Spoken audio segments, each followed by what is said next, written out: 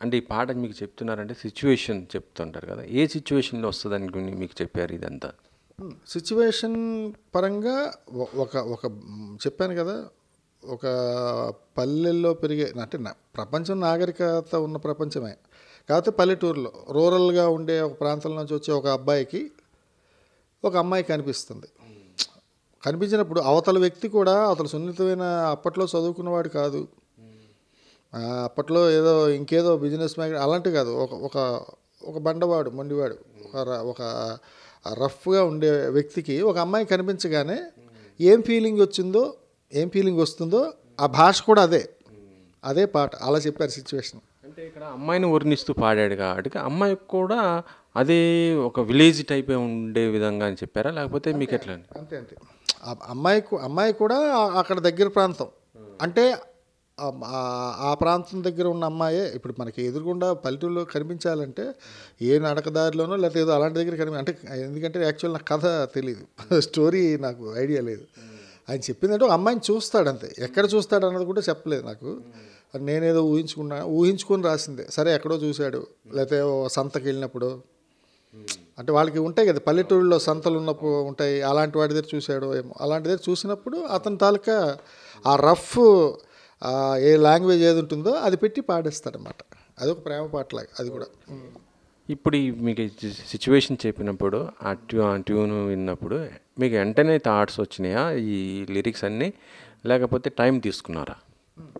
డెఫినెట్గా టైం పట్టింది సార్. అంటే పాట అన్నది క్రియేటివ్ జాబ్ కాబట్టి డెఫినెట్గా టైం పడుతుంది, టైం ఇది వస్తుంది. కాకపోతే నేను కొంచెం ఎర్లీగా ఇచ్చా.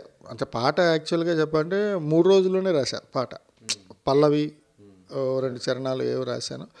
ఆ పల్లవి వినంగానే అతను డైరెక్టర్ గారు లాక్ చేశారు. ఇది బాగుంది బాలాజీ గారు, అంటే ఏం చెప్పాలనుకుంటాం అనేది ఆయనకి కూడా ఇదమిద్దంగా ఒక ఐడియా ఉండాలి కదా. నేను చెప్పిన తర్వాత ఆయనకు కూడా ఐడియా వచ్చింది, ఇలా వెళ్తే బాగుంటుంది. ఆ పల్లవి ఓకే అయిన తర్వాత ఇంక అక్కడి నుంచి చరణాల మీద చాలా నెలల తరబడి కూర్చున్నాం. అంటే చాలా టైం ఉంది మధ్యలో, తొందర ఏం లేదు కదా, మనం నెమ్మదిగా రాసుకుందామండి. ఆ చరణాలు తర్వాత వచ్చాయి అన్నమాట. యాక్చువల్లీ అంటే ఎన్ని పల్లవిలు ఉన్నాయి దీంట్లో, ఎన్ని చరణాలు ఉన్నాయండి? ఒక పల్లవి 2 చరణాలు, ఒక పల్లవి 2 చరణాలు అంతే. అంతే. సో మొత్తం కూడా ఇప్పుడు ఈ పాట రాసిన తర్వాత మీరు ఏఆర్ రెహమాన్ గారి దగ్గర మళ్ళీ కూర్చోవడం జరిగింది. ఆయన ఏమన్నా మళ్ళీ చేంజెస్ ఏమైనా చెప్పడం ఇట్లా ఏమన్నా జరిగిందా? అంటే యాక్చువల్గా చూన్ అదే ఉంచారు అన్నీ, అంటే యాజ్ టీజ్గా ఉన్నాయి. ఒక చిన్న మార్పులు చికిరి అన్నవి అక్కడ ఇక్కడ కొన్ని దగ్గర వేశారన్నమాట. కొన్ని 2 పదాలు తీసేసి చికిరి అని వేశారు. అంటే చికిరి అన్నది రిజిస్టర్ అవ్వడం కోసం, అది చికిరి సిగ్నేచర్ మీద నడుస్తుంది మొత్తం ఈ పాట అంతా. అది కాయినింగ్ వర్డ్ అదే కాబట్టి. ఇప్పుడు సరుకు సామాను చూసి మీసం లేసి వేసే కేక ఉరికి పరిగెట్ట గుంటె సొరకెట్టేశాక అని రాశాను నేను.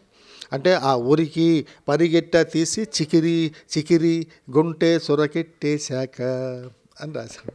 సరుకే సామాన్ చూసే అంటే ఓట్స్ ఒక రకంగా చూస్తుంటే చాలా డీప్గా ఆలోచిస్తే ఇది ఉంటుంది కదా. నేను అదే చెప్పాను కదా, గ్రామీణ వాతావరణంలో పెరిగే ఒక కుర్రాడు, ఆ మొరటివాడికి ఇంకా భాష అదే. నేను చెప్తున్నా కదా, నేను కూడా రాయలేదు, ఆయనదే పాట అది, హీరో గారిదే పాట అది, నాకు కూడా సంబంధం లేదని. అంటే ఇది మన మామూలుగా మాటలు చెప్పుకోవాలంటే సరికి ఓ రకంగా ఇది అమ్మ ఇదేంటో అమ్మాయిని టీచ్ చేస్తున్నాడా ఇదే అనుకుంటాం. ఇదేంటంటే మ్యూజిక్లు ట్యూన్లు అంటే ఆయన మొరటతనంలో ఆయన ప్రేమ అది, ఆయన అంత డీప్గా ప్రేమించాడనమాట. అలా వాళ్ళు. ఈ సాంగ్ రికార్డింగ్ ఉన్నారా, మీరు ఉన్నారా? నేనున్నాను. ఇంచుమించు